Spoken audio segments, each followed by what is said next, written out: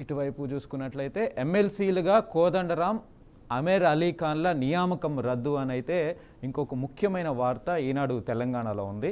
So Kodandaram, Aamir Ali ఖాన్ల నియామకాలు రద్దు చేస్తున్నట్లుగా ఇంకొక వార్త కనిపిస్తూ ఉంది. ఇంకా చూసుకున్నట్లయితే ఏఐ సృజనాత్మక కేంద్రం ఒకే గొడుగు కింద కృత్రిమ మేధ కార్యక్రమాలు, 3 ఏళ్లలో 50,000 మందికి పైగా నైపుణ్య శిక్షణ, 10,000కు పైగా ఉద్యోగ అవకాశాలు, ఏఐ యూనివర్సిటీ కూడా ఏర్పాటు, తెలంగాణ ఏఐ ఇన్నోవేషన్ హబ్ ఏర్పాటుకు సర్కారు ప్రణాళిక, సీఎం ఆదేశాలతో వేగంగా కార్యాచరణ. సో ఇక్కడ ఏఐ సృజనాత్మక కేంద్రం ఏర్పాటు చేస్తున్నట్టుగా ఇంకొక హెడ్లైన్ అయితే కనిపిస్తూ ఉంది. ఇంకొకటి మరోసారి అమెరికాకు మోడీ. సో ఇంకొక ముఖ్యమైన వార్త ఇంటర్నేషనల్ సంబంధించి అమెరికాకి మోడీ వెళ్తున్నట్టుగా ఇక్కడ ఇంకొక వార్త కనిపిస్తూ ఉంది. 26న ఐరాస సమావేశాల్లో మోడీ ప్రసంగిస్తున్నట్టుగా కూడా ఇంకొక వార్త ఉంది. ముఖ్యంగా ట్రంప్తో భేటీ ఖరారుకు కూడా విదేశీ వ్యవహారాలు శాఖ కసరత్తు చేస్తున్నట్టుగా ఇంకొక హెడ్లైన్ అయితే ఈనాడు తెలంగాణలో కనిపిస్తూ ఉంది. ఇంకొక ఓటు పోటు మాటలు అనే ఇంకొక ముఖ్యమైన హెడ్లైను, బీహార్ జాబితాపై అధికార విపక్షాల వాగ్బాణాలు, ఓటు చోరీతోనే రాహుల్, ప్రియాంక, అఖిలేష్ గెలిచారు, వారంతా రాజీనామా చేయాల్సిందే, పౌరసత్వానికి ముందే సోనియాకు ఓటు హక్కు. ఏదైతే రాహుల్ గాంధీ ఎలక్షన్ కమిషన్ మీద చేసిన వ్యాఖ్యలకి ఆపోజిట్గా ఇక్కడైతే వార్త బీహార్ జాబితా మీద అధికార విపక్షాలు వాడివేడిగా మాటల ఏదైతే మాట్లాడుకుంటున్నారో దానికి సంబంధించి ఇంకొక వార్త, ఓటు పోటు మాటలు అనేది ఇంకొక హెడ్లైన్గా కనిపిస్తూ ఉంది. సో ఈనాడు తెలంగాణలో ముఖ్యమైనది ఈ హెడ్లైన్స్ కనిపిస్తూ ఉన్నాయండి. ఇంకా నెక్స్ట్ ఈనాడు ఆంధ్రప్రదేశ్ చూసుకున్నట్లయితే కనుక, సో అయితే మనం ఈనాడు ఆంధ్రప్రదేశ్ చూసుకునే ముందు విశ్లేషించడానికి ప్రముఖ విశ్లేషకులు బండారు సత్యనారాయణ గారు మనకు అందుబాటులో ఉన్నారు. సార్ బండారు రామ్మోహన్ రావు గారు అందుబాటులో ఉన్నారు. సార్ రామ్మోహన్ రావు గారు గుడ్ మార్నింగ్ అండి. సార్ ఇక్కడ ఈనాడు గుడ్ మార్నింగ్ సార్. ఈనాడు తెలంగాణలో చూసుకున్నట్లయితే కనుక ముఖ్యంగా ఎమ్మెల్సీలు కోదండరాము వీళ్ళని నియామకాన్ని రద్దు చేస్తున్నట్టుగా అయితే వార్త కనిపిస్తూ ఉంది సార్. సో దాని right Venkatesh, I got it, point తీసుకున్నాను. వెంకటేష్ గారు మీకు అట్లాగే బీఆర్కే న్యూస్ ప్రేక్షకులకు నమస్కారం. ఈ వార్త గురించి మాట్లాడుకుందాం. ఎట్లాగో ప్రకృతి వైపరీత్యం పెద్ద ఎత్తున నడుస్తున్నది. ఇవాళ హైదరాబాద్ అంతా స్కూళ్ళకి సెలవులు ఇచ్చారు. పెద్ద ఎత్తున మరి హైడ్రా కూడా హెచ్చరించింది, ప్రభుత్వం చర్యలు తీసుకుంటుంది. ఇక మీరు అడిగిన ప్రశ్న ఏంటంటే, మనకు కోదండరామ్ గారు అట్లాగే అమీర్ అలీ ఖాన్ గారి ఏవైతే నియామకాలు రద్దయినాయో, ఎమ్మెల్సీ నియామకాలు గవర్నర్ కోటా మీద, నేను మొదటి నుంచి ఒక న్యాయవాదికి చెప్తూనే ఉన్నాను. ఆనాడు వద్దనేది వాళ్ళ ముద్దట్లయింది. అంటే దాసో శ్రవణ్ అట్లాగే అమీర్ అలీ ఖాన్, మన దాసో శ్రవణ్, సత్యనారాయణ ఖాన్ ఇద్దరిని ఆనాడు గవర్నర్ దగ్గర నియామకం పోతే ఆమె చాలా రోజులు పెండింగ్ లో పెట్టుకొని తర్వాత తేల్చి పడేసింది ఏంటంటే వీళ్ళిద్దరు కూడా పనికిరారు, రాజకీయాల్లో ఉన్నారని. నిజంగా దాసో శ్రవణ్ రాజకీయాలంటే 3 పార్టీలు తిరిగారు కాదండి. దాసో శ్రవణ్ మన గవర్నర్ కోటాలో సామాజిక హోదా లేదు అని చెప్తే ఆయన సామాజిక కార్యక్రమాలు చాలా చేశారు. అవి కూడా లెక్కలో తీసుకుంటే నియామకం జరగాల్సిందే. కానీ సరే రాజకీయ వాసన ఉంది, రాజకీయ పార్టీలలో తిరిగారని అన్నారు. అసలు గవర్నర్ తమిళసై ఆనాడు బీజేపీ అధ్యక్ష పదవికి రాజీనామా చేసిన వారం రోజుల్లో గవర్నర్ అయింది కదా. మరి గవర్నర్ నియామకానికి ఆమె అర్హురాలు కాదు కదా. 5 సంవత్సరాల క్రియాశీల రాజకీయాలకు దూరంగా ఉన్న వాళ్ళని మాత్రమే గవర్నర్ నియమించాలి. కానీ ఆమె నియామకం తప్పన్నప్పుడు ఆమె నియామకం చేసే గవర్నర్ కోటాలో ఎమ్మెల్సీల గురించి ఆమె అభ్యంతరం చెప్తుంది. కరెక్ట్. నేను ఒక రకంగా చెప్పానంటే దాసో శ్రవంతి కొద్దిసేపు అనుకుందాం. కానీ సత్యనారాయణ గారు ఏది ఎస్టీ, ఆయన కార్మిక సంఘ నాయకుడిగా ఉన్నారు. చాలా కార్మిక సంఘాలకు నాయకత్వం వహించారు పట్టణ ప్రాంతాల్లో. అటువంటి ఆయనను కూడా మరి కార్మిక సంఘాల నాయకత్వం వహిస్తున్నాడు కనుక పనికిరాడని చెప్పి దుర్మార్గం కదా అన్నాడు. ఇద్దరి నియామకాలను ఆమె అంగీకరించలేదు. దాన్ని పెండింగ్ లో పెట్టి తర్వాత తేల్చి పడేసింది వీళ్ళిద్దరు కూడా నియామకం కాదని చెప్పి. ఆ తర్వాత చాలా రోజులు పెండింగ్ లో ఉన్న తర్వాత వాళ్ళు కేసులు వేసుకున్నారు. వేసిన తర్వాత కూడా దాన్ని తేలకుండా ఉన్నప్పుడే, కేసులు పెండింగ్ లో ఉన్నప్పుడే ఈ గవర్నమెంట్ మారింది. గవర్నమెంట్ మారిన తర్వాత కాంగ్రెస్ గవర్నమెంట్ వచ్చిన దాని తర్వాత నేను ఆనాడే అన్నాను, మన కోదండరామ్ గారు దాసో శ్రవణ్ ఎట్లా పనికిరారు అన్నప్పుడు కోదండరామ్ గారు కూడా పనికిరారు. ఎందుకు పనికిరారు అంటే ఆయన ఒక పార్టీ వ్యవస్థాపకుడు తెలంగాణ జనసమితికి. దాంతో పాటు ఆయన వ్యవస్థాపకుడు కాకుండా ఆనాడు కూడా యాక్టింగ్ ప్రెసిడెంట్. దానికి కాంగ్రెస్ మద్దతు ఇచ్చారు, కాంగ్రెస్ ప్రభుత్వం వచ్చింది. అంటే కాంగ్రెస్ మద్దతు ఇవ్వడం కరెక్టే, వ్యవస్థాపకుడిగా పార్టీకి రథసారథిగా నడుపుతున్నది కరెక్టే. అటువంటిప్పుడు దాసోహ శ్రవణ్ అన్నప్పుడు వీళ్ళు ఎట్లా పనికి వస్తారు అనే సమస్య వస్తుంది కదా. అప్పటికి గవర్నర్ గారు మారిపోయారు.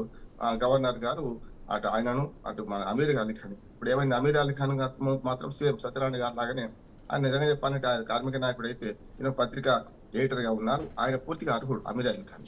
కానీ ఏమైందంటే జంట సేవ లాగా ఒక కేసు పోతే మొత్తం పోయినట్టు ఇవాళ రెండు ఆర్డర్ ఒకటే గనుక సుప్రీంకోర్టు కొట్టి పడేసింది. నేను ఆనాడే అన్నాను, ఇప్పుడు ఇంత విఘ్నుడు కోదండరామ్ గారు గాలికి పోయే పేలపిండి కృష్ణార్పణం అని ఎమ్మెల్సీ పదవి ఇవ్వడానికి చాలా మార్గాలు ఉండగా కేవలం గవర్నర్ కోటాలో ఆయన నియామకమే తప్పు అంటున్నాను.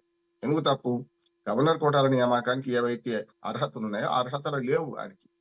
ఆయన ఒక అనర్హతలు ఎక్కువ ఉన్నాయి. అంటే కనుక ఆయన పార్టీ వ్యవస్థాపకుడిగా పార్టీ అధ్యక్షుడిగా ఉన్న ఆయన రాజకీయం నుంచి వచ్చిన వాడిని ఎట్లా తీసుకుంటారని ప్రశ్నించిన ఆయన. కోదండరామ్ గారి మీద నాకు కోపం లేదు, మంచి వ్యక్తి, తెలంగాణ ఉద్యమాన్ని ఒక రకం జేఏసీ చైర్మన్ గా పనిచేసినాడు, జాయింట్ యాక్షన్ కమిటీ పొలిటికల్ దానికి పనిచేశారు, దాని కాదట్లేదు. కానీ అది వేరు ఇది వేరు. కనుక ఒక రాజకీయ ఉద్యమకారుడికి అట్లా ఒక పార్టీ అధ్యక్షుడికి మరి గవర్నర్ కోటాలో సామాజికవేత్తగా ఇస్తే ప్రొఫెసర్ కావచ్చు, ఆయన వేరే ప్రొఫెసర్ గా చాలా ఉద్యమాలను పాల్గొనవచ్చు.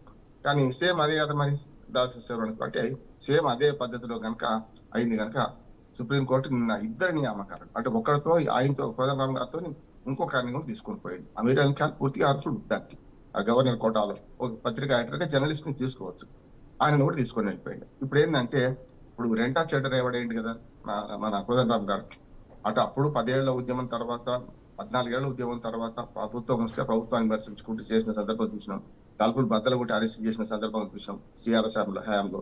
తర్వాత ఎన్నో కష్టాలు అనుభవించడం, ఎన్నో ఉద్యమాలు చేసాడు. కానీ ఏమైందంటే ఎమ్మెల్సీ పదవికి నోరు మూసుకున్నారని పదవి ఒకటి వచ్చింది కదా ఆయన మీదైతే. ఎమ్మెల్సీ పదవి వచ్చిన తర్వాత కాంగ్రెస్ లో జరుగుతున్న అక్రమాలు కానీ, కాంగ్రెస్ ప్రభుత్వంలో జరుగుతున్న ఏదైతే ఉద్యమాలు కానీ సమర్థించలేని పరిస్థితి, నోరు మూసుకోవాలి ఉండాల్సిన పరిస్థితి వచ్చింది కదా. అందుకని ఆయన నిజంగా ఎమ్మెల్సీ ఇవ్వదలుచుకుంటే, మంచి గౌరవం ఇవ్వదలుచుకుంటే వేరే కోటాలు ఉన్నాయి, ఎమ్మెల్యే కోటాలు ఉన్నాయి, దాంట్లో సమస్య ఉండకపోయింది. అంటే కావాలని ఈ కోటాలు ఎరికించి ఆయన పదవి పోతే పోయింది, ఇది సమస్య కాదు రేవంత్ రెడ్డి గారు అనుకున్నారంటే అర్థమవుతుంది కదా మనకు. ఇచ్చినట్టే ఇచ్చి పోయినట్టే పోయింది. అందుకని విఘ్నులు ఆలోచించాల్సిందంటే ఇటువంటి సమయంలో ఎమ్మెల్సీ కాదు, రాజ్యసభ సభ్యుడు అర్హుడు ఆయన. రాజ్యసభ సభ్యుడు ఎందుకు ఇవ్వలేదు అంటే కేవలం కాంగ్రెస్ పార్టీ ఒక రకంగా రాజకీయ నాటకం ఆడేది. వాళ్ళను కాదని వీళ్ళకి ఇస్తే అసలు సమస్య బయటపడది. ఇప్పుడు ఇద్దరి పదవులు పోయినాయి. అందుకని అర్థం చేసుకోవాల్సిందంటే లీగల్ గా నేను అర్హున్నా కాదా నిర్ణయం చేసుకోవాలి.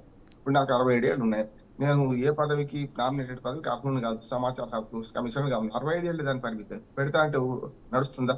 అంగీకరించే వాడికి కూడా ఉండాలి కదా అంటున్నాను.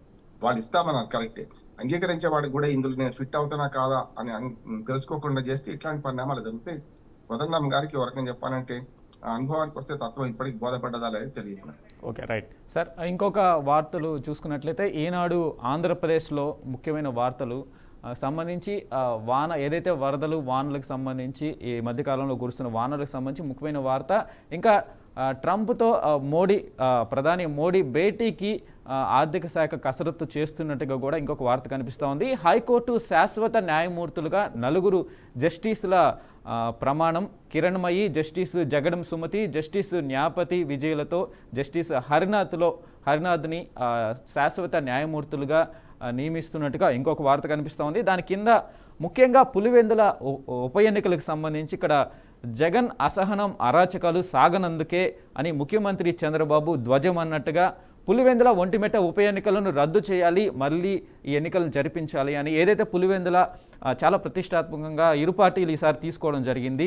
చంద్రబాబు ఏదైతే ఈ పులివెందులో ఇన్ని సంవత్సరాల తర్వాత ప్రజాస్వామ్యం నిలబడింది, పులివెందులలో ప్రజలు శాంతియుతంగా ఓటేయడం జరిగిందని చెప్పేసి చంద్రబాబు చెబుతుంటే, జగన్ అటువైపు ఈ ఎన్నికలని రద్దు చేయాలి, ఈ ఎన్నికలు ప్రజాస్వామ్యానికి వ్యతిరేకంగా జరిగాయి, పోలింగ్ బూతులకు సంబంధించి సీసీటీవీ ఫుటేజ్లను మాకు ఇవ్వాలి, మీకు నిజంగా అక్కడ ఏదైతే నిష్పక్షపాతంగా జరిగాయి ఉప ఎన్నికలు అనుకుంటే కనుక అని చెప్పేసి జగన్ ఈ ఎన్నికలని రద్దు చేసి కేంద్ర బలగాల మోహరింపుతో ఈసారి మళ్ళీ ఉప ఎన్నికలు జరపాలి అన్నట్టుగా జగన్ మాట్లాడడం కూడా జరిగింది. సో ఈ పులివెందుల ఉప ఎన్నికకు సంబంధించి ముఖ్యమైన వార్త కనిపిస్తూ ఉందండి. నేను చెప్పాల్సిన విషయం చాలా మీరే చెప్పారు, దానికి అదనంగా చెప్పే ప్రయత్నం చేస్తాను నేను. ఎందుకంటే పులివెందులలో గత 30 ఏళ్ళుగా చాలా మంది 45 ఏళ్ళు అంటారు, ప్రజాస్వామ్యం పుట్టినప్పటి నుంచి అంటే తప్పు, అంటే చాలా అవగాహన లేకుండా మాట్లాడుతున్నారు. జెడ్పీటీసీ పుట్టినవి 94, 95లో. అంటే అంతకుముందు జెడ్పీటీసీ ఎంపీటీసీ లేవు, పదవులు లేవు. 73, 74వ రాజ్యాంగ సవరణ తర్వాతనే 73వ రాజ్యాంగ సవరణ ప్రకారం పంచాయతీ రాజ్ వ్యవస్థలో ఈ మధ్యంతర వ్యవస్థలు అంటే ఎంపీటీసీ జెడ్పీటీసీలు పుట్టాయి. కనుక 95 నుంచి ఎన్నికలు జరుగుతున్నాయి. అంటే దాదాపు 30 ఏళ్ళుగా అక్కడ ఎన్నిక జరిగింది. ఏకగ్రీవ ఎన్నిక జరిగింది. ఏకగ్రీవ ఎన్నిక జరగడం వల్ల అక్కడ బెదిరించో అదిరించో సామధాన భేద దండోపాయాలతో ఇప్పటిదాకా అక్కడ ఎన్నిక పులివెందుల పంచాయతీ పులివెందుల జెడ్పీటీసీ అంటే జిల్లా మన మన మండల ప్రజా పరిషత్తు జిల్లా పరిషత్ ఉన్నది కదా, 6 గ్రామాలు మాత్రమే ఉన్నాయి. అందులో ఈ 6 గ్రామాల్లో కేవలం 10,600 ఓట్లు మాత్రమే ఉన్నాయి. ఈ 10,600 ఓట్లకు ఇటు ముఖ్యమంత్రి అటు మాజీ ముఖ్యమంత్రి సవాల్గా తీసుకొని మాట్లాడుతున్నారు. కనుక ఎన్నిక జరిగింది కానీ ఏకగ్రీవ ఎన్నిక జరిగింది.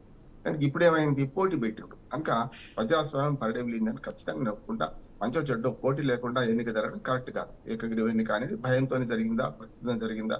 గతంలో చూసాం కదా, ఆంధ్రప్రదేశ్ లో పంచాయతీరాజ్ ఎలక్షన్లలో 170% ఏకగ్రీవాలు అయినాయి గతంలో జగన్మోహన్ రెడ్డి గారి హయాంలో. అంటే ఏమన్నట్టు మనకు అర్థమవుతుంది కదా. అంటే పూర్తి ఏకగ్రీవాలన్నీ నిజమైన ఏకగ్రీవాలా, లేకుండా అందరూ అంగీకరించేదంటే భయంతో భక్తితో డబ్బులతో రకరకాలుగా చేసిన సందర్భాలు చూసినాం మనం. కనుక ఇవాళ మంచో చెడ్డ ఎన్నిక జరిగింది. కానీ ఎన్నికలు చాలా అక్రమాలు జరిగినాయని అటు ఇటు పక్క ప్రతిపక్షం ఆరోపిస్తుంది. వాళ్ళు చేసిన పని ఏమిటి మర్చిపోతున్నారు. అందుకని ఇప్పుడే తప్పుకు తప్పు ఒప్పుకోకపోతే వెంకటేష్ గారు, కానీ మనం 2014 నుంచి 19 దాకా జరిగిన టీడీపీ పరిపాలన చూసినాం. 19 నుంచి 24 దాకా జరిగిన పరిపాలన చూసినాం. అందులో చాలా వరకు నేను చెప్పాను ఏకగ్రీవంగా జరిగినాయి. ఆనాడు వైనాడు కుప్పం అని జగన్మోహన్ రెడ్డి గారు సవాల్ చేశారు. అంటే 175 వైనాడు 175 అంటే చంద్రబాబు నాయుడు గారు ఓటిద్దామనే కదా. అదే క్రమంలో అప్పటిదాకా పంచాయతీగా ఉన్న కుప్పం మున్సిపాలిటీ కాగానే 2024 కన్నా ముందు 23లో జరిగిన మున్సిపల్ ఎన్నికల్లో పూర్తిగా చంద్రబాబు నాయుడును ఓడిస్తున్నాం మేము ఇక్కడ వచ్చే ఎన్నికల్లో అనుకుంటూ మున్సిపాలిటీ స్వాధీనం చేసుకున్నారు కదా. అప్పుడు ఏమైంది మరి, ఈ ఎన్నికల ప్రహాసనం సరైంది కాదని అనిపించలేదా జగన్మోహన్ రెడ్డి గారు? తర్వాత ఇప్పుడు ఏమంటున్నారు, వైనాడు పులివెందులను వాళ్ళు వచ్చేసాం. సమస్య లేదు. రాష్ట్రంలో ఎవరు అధికారం ఉంటే వాళ్లకు వెన్నుదాన్ని కాస్తున్న పోలీసుల యంత్రాంగం ఎట్లా అయిపోయిందంటే చూశాం కదా. నిన్న పోలీస్ అధికారి డిఎస్పీ స్థాయి అధికారి, నేను ఆ మాటలు అనలేను కానీ ఒక్కొక్కరిని కాల్చి పారేస్తే నా కొడుకల్లారని మాట్లాడుతున్నారు కదా. అంటే ఇంత స్వామి కంటే స్వామి భక్తి, రాజు కంటే రాజభక్తి అని చూపించారని. సరే, ఇప్పుడు ఈ ఎన్నికలు కేవలం చెప్తున్నాను కదా, 6 గ్రామాలు 10-12 వేల ఓట్లు, వీటికి ఓ ఎన్నిక, దానికి ఉప ఎన్నిక సంవత్సరం కోసం. ఇంకో సంవత్సరం అయితే అయిపోతుంది పదవీ కాలం. మళ్ళీ కొత్తగా 2027లో ఎలక్షన్స్ రావాల్సిందే. కనుక అటువంటి పరిస్థితుల్లో కేవలం 1 సంవత్సరం పదవి ఉన్న దానిలో 2 ఒట్టిమిట్ట పులివెందుల, ఈ 2 కూడా అంటే పులివెందులను ఓడిస్తే, పులివెందులను జడ్పీటీసీ గెలిస్తే ముఖ్యమంత్రిగా జగన్మోహన్ రెడ్డి గతంలో చేసింది పోతుంది. ఆయన మొత్తం అయిపోయినట్టే, ఆయన పార్టీ అయిపోయినట్టే కాదు కదా. మున్సిపాలిటీ కుప్పం మున్సిపాలిటీ గెలుచుకున్నప్పుడు ఇదే మాట అన్నారు వైసీపీ వాళ్ళు. ఏమనంటే అయిపోయిన చంద్రబాబు నాయుడు వచ్చే 2024 అసెంబ్లీ ఎన్నికల్లో ఓడిచ్చేస్తామన్నారు. ఏమైంది, 151 ఆయన 11 మిగిలిండు, కేవలం 23 గెలిచిన టీడీపీ 135 ఎదిగింది కదా. ప్రజలు తీర్పిస్తారు, ప్రజలు అంతిమ తీర్పిస్తారు. దీన్ని గమనించకుండా ఇష్టం అన్నట్టు వీళ్ళు మాట్లాడడం. అట్లాగే నిన్న ఆ 2 ఉప ఎన్నికల్లో ఒంటిమిట్ట కానీ ఇక్కడ కానీ ఇటుపక్క ఎవరికి బలం ఉంటే వాళ్ళు ఆ పని చేశారు. నాకు అర్థమవుతుంది ఏంటంటే మధ్యయుగ రాజకీయాలు వస్తున్నాయి ఇక్కడ. అంటే ఒక రాజు ఒక రాజ్యాన్ని గెలుచుకుంటే ఆ రాజు భార్యను, రాజు పరివారాన్ని మొత్తం స్వాధీనం చేసుకున్నట్టే ఇవాళ చూస్తున్నాం కదా. సతీష్ రెడ్డి గారి గతంలో టీడీపీ, ఇవాళ వైసీపీ. ఇట్లా చూసుకుంటే అందరూ మిషన్ మారిపోయారు కదా. ప్రభుత్వం మారగానే ఇటుపక్క వైసీపీ వాళ్ళందరూ కూడా ఇటుపక్క వాళ్ళు పులివెందులలో కానీ ఒంటిమిట్లో కానీ టీడీపీగా మారిపోయారు. అంటే అధికారం ఇటు దిక్కుంటే తెప్పాలుగా చెరువు నిండిన కప్పలు 10,000 వచ్చి గతరాసు మంత్రి మారారు. అందుకని ఇవాళ ప్రజాస్వామ్య హరణం జరిగింది అంటున్నారు. ఇద్దరు కూడా ఏది జగన్మోహన్ రెడ్డి గారిని సమర్థిస్తారని. జరిగింది ఏంటంటే అధికార పార్టీ ఎవరుంటే వాళ్ళు పెత్తనం చేస్తున్నారు. కానీ ఇక్కడ గమ్మత్ ఏంటంటే అధికార పార్టీకి వ్యతిరేకంగా కూడా దాడులు దౌర్జన్యాలు జరిగినాయి. ఒంటిమిట్ట చూసినా ఇంకోటి. ఇంకా 2 పోలింగ్ బూతులలో 3-14 పోలింగ్ బూతులలో మనకు నిన్న రీపోలింగ్ జరిగింది. ఆ రీపోలింగ్ బహిష్కరించారు. అంటే ఆడలేక మధ్యలో కూడా అన్నట్టు. నిజంగానే ఇద్దరికి సమాన బలాలు ఉన్నప్పుడు వేరే ఉంటాయి. ఒకరి బలం ఎక్కువ, ఒకరి బలం తక్కువ ఉన్నప్పుడు ఎవరు లొంగిపోతుంటుంటారు కదా. ఇప్పటిదాకా జరిగింది ఒక ఎత్తు అయితే, ఇప్పుడు వైనాడు పులివెందుల అని వీళ్ళు ఏదైతే టీడీపీ వాళ్ళు చేస్తున్నారో అది సరైనది కాదంటున్నారు. గతంలో వైనాడు కుప్పం అన్నది వాళ్ళది కరెక్ట్ కాదు, వీళ్ళది కరెక్ట్ కాదు. సామ్రాజ్యాలు గెలుచుకున్నట్టు వాళ్ళ ప్రజలను కేవలం మేకలుగా భావిస్తూ, గొర్రెలుగా భావిస్తూ వీళ్ళు తోడేళ్ల పోరాటం ఎవరి కోసం అంటే మేకల్ని ఎవరు తిందాం, గొర్రెలను ఎవరు తిందాం అనే కనుక ఇంకోటి ఏం లేదు. పార్టీలు ప్రజలు కూడా తెలుసుకోవాల్సింది ఏంటంటే ఇది సరైనది కాదు.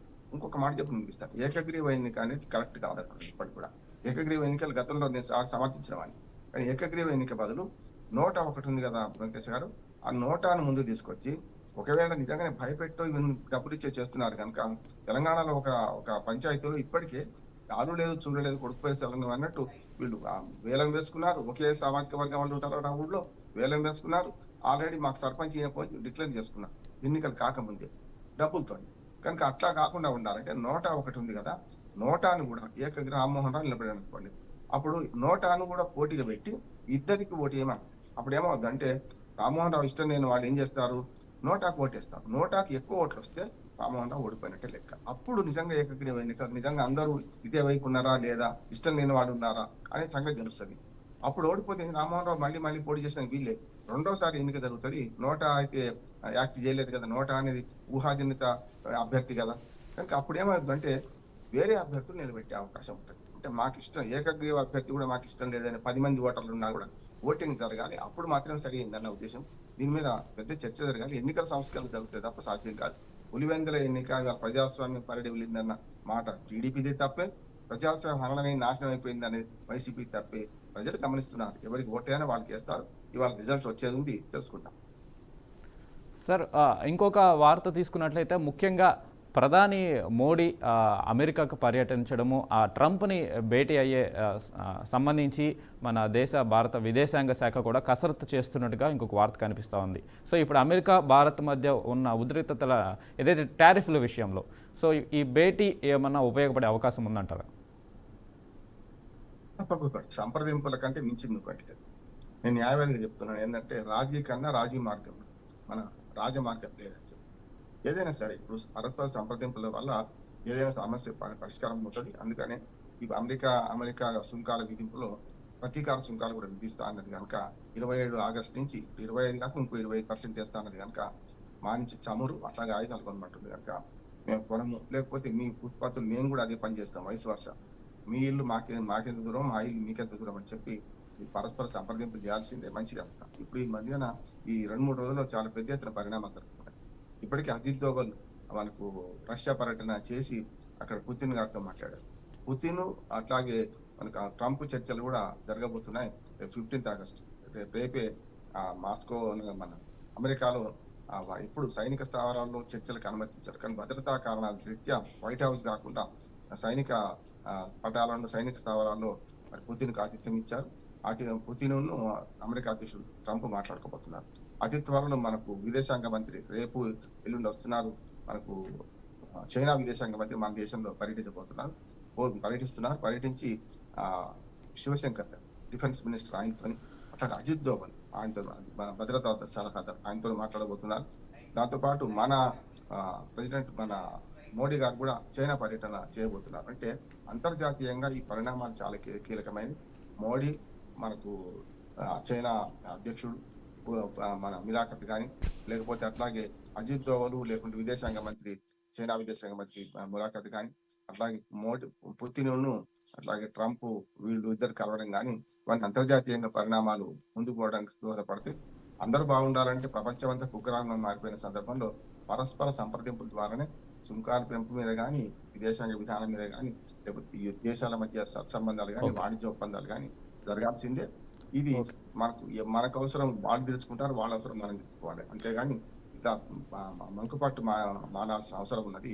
ట్రంప్ చాలా విషయాలు మాట్లాడుతున్నారు, తనకు దాన్ని తెగిస్తున్నారు. చూద్దాం ఏం జరుగుతుందో. కానీ ఇప్పుడు నేను చెప్పిన ఈ భేటీలు శిఖరాగ్ర భేటీలు అనొచ్చు రకం చెప్పాలంటే చైనా, ఇండియా, అమెరికా, మన రష్యా, అట్లాగే రష్యా, భారత్, ఇవన్నిటి మీద ఏదైతే అధికారులు మంత్రులు కలుస్తున్నారో, ప్రధానమంత్రులు కలుస్తున్నారో, అధ్యక్షులు కలుస్తున్నారు. ఇది మంచిది. పరస్పర సంప్రదింపుల ద్వారా ఏ సమస్యనే పరిష్కారం చేసుకోవచ్చు. కొంచెం ఇచ్చిపుచ్చుకునే ధోరణి ఉన్నప్పుడు కొంత పానా అయితే కోనా అనే సామెత ఉంటుంది. మనం కొంత పొందాలనుకుంటే కొంత కోల్పోవాలి. కూడా ఈ రెండు పరస్పరంగా ఎవరు win win solution, zero sum game ఆడకుండా విన్ విన్ సొల్యూషన్ తో ముందుకెళ్తే తప్పక ప్రపంచంలో చాలా దేశాల మధ్య సామరస్యం ఉంటుంది. చాలా దేశాల వాణిజ్య వర్తక ఒప్పందాలు కుదురుతాయి కూడా. ఒక మాట చెప్పి ముగిస్తాను. గురిజాడ అప్పారావు గారు ఎప్పుడో రాశారు, పూను స్పర్ధలు విద్యలు అందే, వైరములు వాణిజ్యం అందే అన్నారు. అవును, వాణిజ్యంలో వైరాలు ఉంటాయి, కానీ ఆ వైరాలు ఎప్పటి వరకు వాణిజ్యం వరకు పరిమితం కావాలి. విదేశాంగ వ్యవహారాల మీద కానీ, లేకుంటే యుద్ధాల మీద కానీ ప్రభావితం కావద్దు. యుక్రెయిన్ రష్యా యుద్ధం ఆపే ప్రయత్నం ట్రంప్ చేస్తున్నాడు. శాంతి బహుమతి గెలుచుకుందాం అనుకుంటున్నాడు. నిజంగా ఆగితే మంచిదే కదా. విధ్వంసం, మారణ హోమం, అక్కడ ఆగాల్సిందే కదా. ఇజ్రాయెల్ ఇరాన్ యుద్ధం ఎట్లాగూ ఆగిందో ఉక్రెయిన్ రష్యా యుద్ధం కూడా ఆగితే ప్రపంచ శాంతికి దోహదపడ్డ వాళ్ళు అవుతారు. మనం కూడా దానికి శాయశక్తులు సహకరించే ప్రయత్నం చేస్తాం.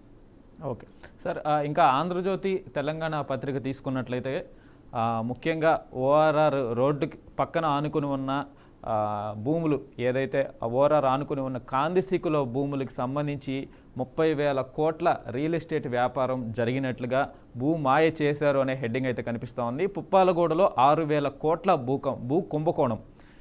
సో ఏదైతే 2005లో నిషేధిత జాబితాలో ఉన్న భూమి కాస్త 2025కి వచ్చేసరికి అది ప్రైవేటు భూమిగా కొంత, ప్రభుత్వ భూమిగా కొంత మార్చేసేసి అవకతవకలు చేసి 6,000 కోట్ల రూపాయలకు పైగా రియల్ ఎస్టేట్ వ్యాపారం అవినీతి జరిగినట్టుగా ఇక్కడైతే వార్త కనిపిస్తూ ఉంది. సో ప్రభుత్వాలు ఏదైతే గత ప్రభుత్వంలో జరిగిన ఈ భూ కుంభకోణము ఈ ప్రభుత్వం వచ్చాక కూడా కంటిన్యూ అవుతుందంటే కనుక ప్రభుత్వం మారంగానే ఆ పార్టీలు మారి కాంగ్రెస్ ప్రభుత్వంలోకి వచ్చేసి మళ్ళీ అదే కుంభకోణాన్ని కంటిన్యూ చేస్తున్నట్టుగైతే ఇక్కడ వార్త కనిపిస్తూ ఉంది. పుప్పాలగూడలో 6,000 కోట్ల భూ కుంభకోణం, కాందిశీకుల భూముల్లో 30,000 కోట్ల రియల్ ఎస్టేట్ వ్యాపారం, నిషేధిత జాబితాలో ఉన్న ప్రభుత్వ భూములు అవి అని చెప్పేసి హైదరాబాద్లో ఉన్న భూములన్నీ ఏదైతే ప్రభుత్వ భూములను కూడా ఈ మాఫియా ఏదైతే ఈ రియల్ ఎస్టేట్ మాఫియా వారి ప్రైవేటు భూములుగా మార్చేసేసుకున్న వార్త అయితే ఇక్కడ కనిపిస్తూ ఉంది సార్.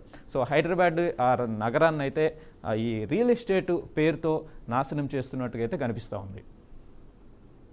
చూస్తున్నాం కదా, హైదరాబాద్ పేరు మీద పేదలు చిన్న 4 గుడిసెలు వేసుకుంటే తీసి పడేస్తుంటారు కదా. మధ్యతరగతి వాడు లోన్ తీసుకుని ఇల్లు కట్టుకుంటే కూడా నీది బఫర్ జోన్ లోకి వచ్చింది, నీది అందులోకి వచ్చింది అని చెప్పి తీసి పడేస్తుంటారు. పెద్దల విషయంలో ఎవ్వరు ప్రభుత్వం మారిన వెంకటేష్ గారు ఇది జరుగుతూనే ఉంది. చూసాం కదా, ధరని తీసేసి బంగాళాఖాతంలో పడేస్తాం, భూభారతి వచ్చిందన్నారు. మరి భూభారతకు న్యాయం జరిగినట్టు లెక్క కదా ఇప్పుడు దీన్ని బట్టి. అంటే అక్రమార్కులు పార్టీలు ఎవరు మారితే, ఏ ప్రభుత్వం వస్తే వాళ్లకు అవసరమైన ముడుపులు ఇస్తారు, అవసరమైన వాళ్ళకు లొంగిపోతారు, వాళ్ళ పని వాళ్ళు చేయించుకుంటారు. ఇప్పుడు పేదలకు జాగా దొరుకుతలేదు హైదరాబాద్ నగరంలో. పుప్పాలగూడలో ఇన్ని వేల ఎకరాల భూములు, కాందిశీకులు అంటే మనకు ఎనిమిస్ ప్రాపర్టీ. అప్పుడు పాకిస్తాన్ కు ఇక్కడి నుంచి ఆస్తులు ఇప్పుడు భూమిని చాప చుట్టుకొని పోలేరు కదా. బంగారమో, వెండో, బట్టలో, బాతో తీసుకొని పోయిండ్రు వాళ్ళందరూ కూడా పాకిస్తాన్కి వెళ్ళిపోయింది. ఇక్కడ నుంచి ఏది అప్పుడు మా ఇండియా యూనియన్ లో హైదరాబాద్ స్టేట్ కలవగానే చాలా మంది పాకిస్తాన్ లో మూలాలు ఉంది, పాకిస్తాన్ లో చుట్టాలు ఉన్న వాళ్ళు ఇక్కడ బతకలేమనుకొని అక్కడికి వెళ్ళిపోయిన సందర్భం చూసాం మనం. కనుక అదే కాందిశీకుల భూమి అంటాం, ఎనిమిస్ ప్రాపర్టీని ఇంగ్లీష్ లో అంటున్నారు. ఆ భూముల్ని ప్రభుత్వం స్వాధీనం చేసుకున్నది చాలా వరకు. కాబట్టి వాడిని ఇప్పుడు రికార్డులు మార్చి 2005 వరకు ఇది కేవలం గవర్నమెంట్ భూమి, కాందిశీకుల భూమి అని చెప్తే ఇప్పుడు 2005 తర్వాత మారినాయి అంటే ఏంది? 3 ప్రభుత్వాలు మారినాయి కదా. మొదలు 10 ఏళ్ళు కాంగ్రెస్ ప్రభుత్వం ఉన్నది. 2005 నుంచి 2004 నుంచి 14 వరకు, 14 నుంచి 24 వరకు బీఆర్ఎస్ ప్రభుత్వం ఉంది. ఇప్పుడు మళ్ళీ కాంగ్రెస్ వచ్చింది. అంటే ఎవరున్నా ఇది జరుగుతూనే ఉంది, అర్థమవుతుంది. అంటే ఆటగాళ్ళు మారుతున్న ఆట నియమాలు మారకపోవడం వల్ల సమస్య వస్తుంది ఇక్కడ. రెండోది కూడా చెప్తున్నాను, ఇవాళ ధరణిలో ఇదంతా పొరపాటు జరిగింది అని చూపించే ప్రయత్నం మొన్నటిదాకా చేసింది కదా. ఇప్పుడు భూభారతి చూడు సంవత్సరం 6 నెలలు అయిపోయింది కదా. మరి భూభారతిలోకి సేమ్ రికార్డ్ ఎక్కింది కదా. అంటే అర్థమైంది మనకు, ఏదైనా సరే ఏమంటారంటే అందరూ దొంగలు పంచుకుంటున్నారు ఓవర్కోరని అర్థమవుతున్నారు. ఇంకా ప్రభుత్వాలు మారినంత లాభం లేదు. దీని సమగ్ర విచారణ జరిపించాల్సింది. ఇది ఒకటే కాదు వెంకటేష్ కాదు, ఇప్పుడు మనకు కాందిశీకుల భూమిలే కాదు, మనకు భూదాన ఉద్యమంలో వినోబా భావే గారు మన భూదాన్ పోచంపల్లి నుంచి, దాని పేరే అట్లా వచ్చింది, మట్టి పోచంపల్లి ఉంటే భూదాన్ పోచంపల్లి అయింది. ఆ భూదాన్ ఉద్యమంలో కూడా 1000 ఎకరాలు. ఇప్పుడు ఇబ్రహీంపట్నంలో నేను చూపెడతాను, ఇబ్రహీంపట్నంలో నేను అందులో ఫస్ట్ వార్తాకి వెళ్ళినామని మనం చూసినామని, మీరు గాంధీ మన కేంద్రానికి అక్కడ మనం చూసుకుంటే ఇవైతే ఇబ్రహీంపట్నంలో కూడా ఏవైతే మన భూదాన్ ఉద్యమంలో లభించిన భూములు చాలా వరకు అది గవర్నమెంట్ స్వాధీనం చేసుకోవాల్సి ఉండే, లేకుంటే పేదలకు పంచాల్సి ఉండే. పేదల నుంచి తీసుకొని మళ్ళీ రియల్ ఎస్టేట్ వ్యాపారం చేస్తలేరంటావా? అంటే ఇప్పుడు మన భూదాన్ పోచంపల్లి మండలంలో కానీ, లేకపోతే మనకు ఇటు పక్కన కట్కేసర్ మండలంలో కానీ, ఇటు ఇబ్రహీంపట్నం మండలంలో కానీ అప్పుడు చాలా వినోబా భావే గారు తిరిగి చాలా భూములు సంపాదించారు, ప్రజలకు స్వాధీనం చేశారు, పట్టా సర్టిఫికెట్లు ఇచ్చేశారు. అది గవర్నమెంట్ పరంగా కాకుండా కేవలం సాదా బైనామాలాగా ఒక కాగితం రాసిచ్చి భూదాన్ ఉద్యమం నాయకులు రాసిస్తే అయిపోయింది. ఇప్పటికి కూడా భూదాన్ ఉద్యమానికి సంబంధించిన భూముల రక్షణ కరువైంది. అట్లాగే కాందిశీకుల భూముల రక్షణ కూడా సమగ్ర సర్వే చేయించాలి. ఇది చెరువులు, కుంటలని పేరు మీద తీసుకొని పేదల ఇల్లు గురగొట్టడం కాదు. పేదలకు ఇట్లాంటి భూములే ఉంటుంటే ఇవాళ బ్రహ్మాండమైన కాలనీ నిర్మించుకోవచ్చు కదా. ఇవాళ రాష్ట్రంలోని ముఖ్యంగా హైదరాబాద్ ఔటర్ రింగ్ రోడ్ లోపల ఉన్న పేదలందరికీ అక్కడే ఇల్లు స్థలాలు ఇవ్వచ్చు, లేకుంటే ఇల్లు కట్టివచ్చు. కనుక ఇవన్నీ ఆలోచించడం లేదు. ప్రభుత్వాలకు ఎప్పటికప్పుడు ప్రభుత్వాలు మారగానే తామకి ఏ వస్తుందో చూసుకుంటున్నారు. తమ బాగు చూసుకుంటున్నారు. ఇటువంటి భూ కుంభకోణాల్లో చాలా పెద్ద ఎత్తున మీరు అన్న 6,000 కోట్లు 10,000 కోట్ల రూపాయలు వచ్చేది కనుక వేల కోట్ల రూపాయలు దాటుకోవడానికి అవకాశం ఉంటుంది కనుక ఇట్లాంటి పనులు చేస్తున్నారు. దీని మీద ప్రభుత్వం సమగ్ర విచారణ జరిపించాలని మనం ప్రజలుగా కోరుకుందాం. నిజంగా పేదలకు పంచే అవకాశం ఉంటే దాన్ని పంచే అవకాశం ఉంటే కూడా పంచాల్సిన అవసరం కూడా ఉందని నేను భావిస్తున్నాను. Okay, right. Thank you Rammohan Rao garu, మీ విశ్లేషణ అందించినందుకు. Thank you sir. సో ఇది ఇవాల్టి దినపత్రికలోని ముఖ్యమైన వార్తా శీర్షికలండి. సో రేపు మళ్ళీ ఏవే వార్తలు ఉన్నాయో రేపు చూద్దాం. సో అప్పటి వరకు కీప్ వాచింగ్ బీఆర్కే న్యూస్.